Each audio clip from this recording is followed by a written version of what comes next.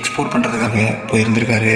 அப்படி அந்த பில்டிங்கை ரீச் ஆன உடனே அந்த பில்டிங்குடைய மேலே ஏதோ ஒரு கருப்பான உருவம் நிற்கிறத பார்த்துருக்காங்க.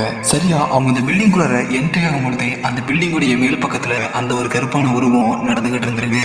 இதை பார்த்த உடனே ஆரம்பத்திலேயே அந்த ஒரு நிகழ்வு அவங்களை ரொம்பவும் பதட்டத்தை ஏற்படுத்திருக்கு. காணாம அந்த பில்டிங்குடைய உள் பக்கத்துக்கு போக ஆரம்பிச்சிருந்திருக்காங்க.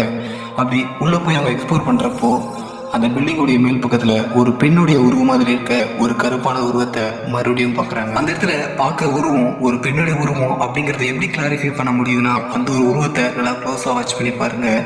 அந்த உருவம் அந்த இடத்துல இருந்து ஹைட் ஆகுறப்போ அதோடைய கூந்தல் ரொம்பவும் பெருசா அந்த ஒரு செவற்றுல இருந்து கீழே போறத நம்மளால பார்க்க முடியுது.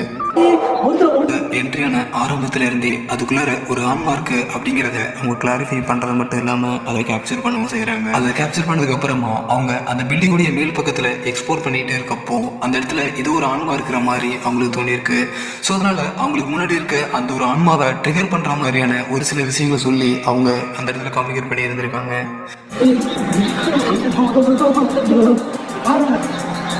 ஆட்டோமேட்டிக்கா அந்த இடத்துல விழுந்து அந்த சேர் எப்படி தானா விழுந்தது அப்படிங்கிற ஒரு குழப்பத்துல இருக்கிறப்போதான் அவங்களுக்கு முன்னாடி ஒரு பெண்ணுடைய ஆன்மா இருக்கிறத பாக்குறாங்க. அந்த ஒரு உருவம் பாக்குறதுக்கு ரொம்பவும் வினோதமா இருந்ததுனால